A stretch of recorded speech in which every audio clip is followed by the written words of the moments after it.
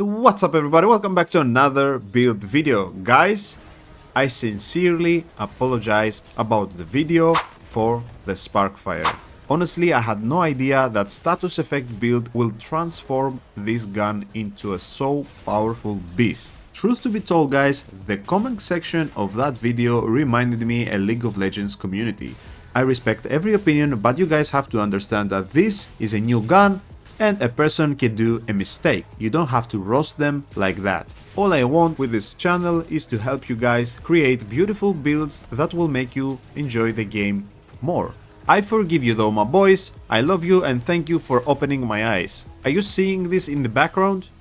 Yep, that build is shredding the true king. This is honestly an amazing build and I really enjoyed it. I just had to sit down and calculate everything to create this beautiful masterpiece of a build. It was super satisfying to kill the enemies in the worlds while progressing through, and honestly I cannot hide that I started falling in love with this build. It is something very different from what we are used to, the classic hugs and the challengers and everything, and honest to god this is one of my main loadouts right now. The first fight at the intro was exactly 59 seconds, and because we compared at the previous video the Sparkfire with a Deceit and a Mod Mage, we will do the same here as well. You are watching in the background the Deceit build, one of the top dogs in Remnant 2. It is truly a build that it's on the top 3 ladder for so long and it's still there proudly. I was actually very surprised that the Sparkfire build had the same kill time with the Deceit. Guys, the Deceit is one of the best builds in the game. If you do the build correctly, you never reload and you are non-stop hitting weak spot big crit damage. So to compare with a build like that, this gun is very special, and also the build that comes with it. In case you haven't watched my videos and you don't know how the Deceit build works, I will have a build breakdown for that build as well. One of the top DPS builds in the game right now is also the Mod Mage, and as we did in the other video, we compared with the Mod Mage as well. There is a weird bug or a glitch that happens when you are playing a Mod Mage with the True King, and for some weird reason at the last 10% of HP he just disappears and dies without getting hit. So for that reason this fight took us only 43 seconds, but in reality it would be more of a 55 or a 50 second fight. You will see now very soon what I'm talking about. The boss is just completely vanishes and I don't know what is causing this. We also had that featured in the previous video as well. Watch his HP. Yep.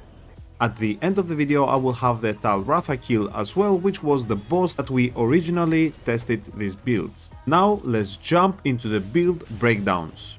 Okay guys, so the secret sauce is the Sparkfire shotgun and we are applying 3 dots with only the gun. We are using overflow to have shock damage, fetid wounds to have corrosive damage, and also the fire damage, which is by default on the Sparkfire. The only thing that we are missing is the bleed, and here is where the dog comes in clutch. The dog will apply bleed for you, so you don't even need the miasma to have 4 dots on the enemies all the time. Plus handler is perfect for our build because we have 30% range and skill damage and 5% range and skill critical chance. Also, the attack dog will give us extra 20%, and that's 50% from just the handler. For our amulet we are using the neckbone necklace, which will give us 25% increased damage while suffering from status effect, and that will be the bleeding from the atonement fault. And then we have a honey crystal ring to have extra 20% damage from all the dots that we are applying, probability cord for those juicy crits that you saw, and singed ring to have that 10% multiplicative damage on burning enemies. If you would like to have the miasma ready all the time, you can also use the sapphire dreamstone, or you can use the stone of malevolence to have your mod ready all the time, because with the gun and the dog you can have 4 dots running all the time. We are also using corrupted room pistol to complement the build with the death brand, 10% extra damage on the weak spot, and the melee weapon does not even matter here. On our relic we are using 10% range crit chance, 20% range crit damage and 10% range damage. Use whatever heart you like. We are also using Xenoplasm to have reduced skill cooldown for the Miasma and the Attack Dog, which is very important. Here are the traits: Fortify, ammo reserves, regrowth to counter the bleeding, expertise to have those skills ready as soon as possible.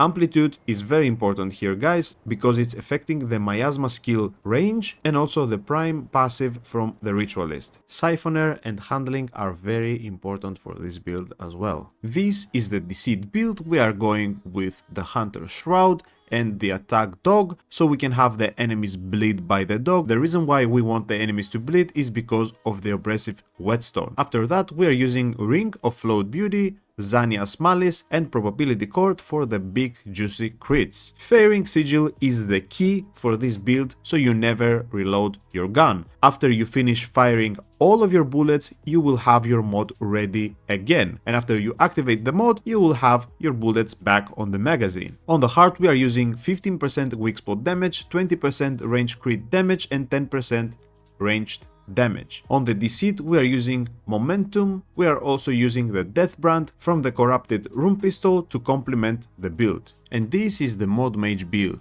Archon with Chaos Gate, Summoner with Minion Flyers, 10% elemental damage, 10% mod damage and 50% mod duration, Firestorm and Harmonizer on the Sparkfire, Starshot with Failsafe, Singed Ring, Burden of the Ritualist, Burden of the Destroyer, Stone of Malevolence, and Golden Reborn.